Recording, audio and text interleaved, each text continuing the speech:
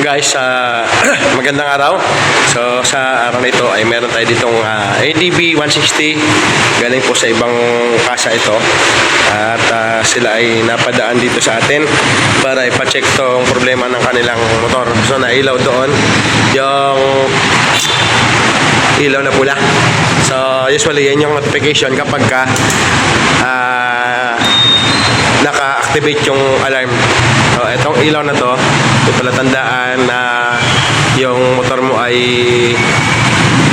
mag-alarm kapag ginalaw, kapag nakapatay yung motorsiklo. So sa case niya, ang ilaw ay naka-steady, dapat blinking yan siya.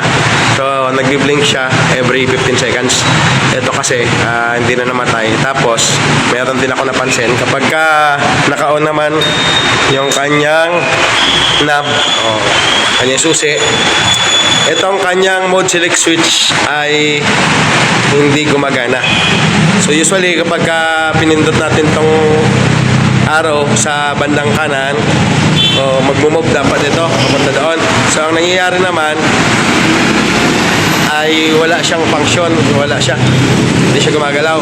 Sa halip, kapag itong kanyang joystick sa yung may araw pataas at pababa, pag tinulak natin, doon gumagana.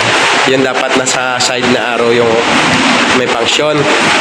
Tapos ito namang sa baba na part, siya naman yung lilipat pataas pababa. Tapos nagbi-blink yung ilaw sa tuwing gagalawin itong mode select switch niya dito sa gitna. So papakita ko sa inyo kung ano nangyari dito.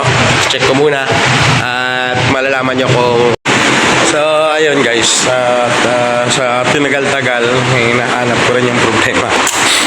So kanina may ilaw, so ngayon hindi na.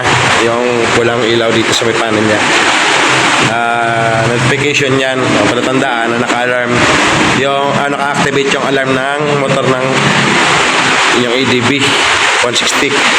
So ang problema pala ay nandito lang sa kanyang smart control unit. Siya ay nababasa ng tubig, kaya naging grounded ito. At posible kapag apektado yon, nabasa, maglulukod din yung kanyang mode select switch at ilaw itong ilaw dito na pula,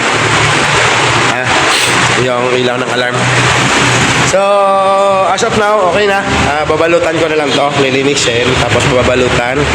Tapos ang gagawin ay ibabalik ko na rin agad. So safe naman yung mga wire doon banda. So ang problema lang pala talaga ay nandito. So hanggang dito lang po ang ating video. Sana ay may natutunan kayo muli. At ingat palagi sa inyong mga paglalakbay. Ito pang muli yung Brother Tonyo, nagpapaalam. Bye bye.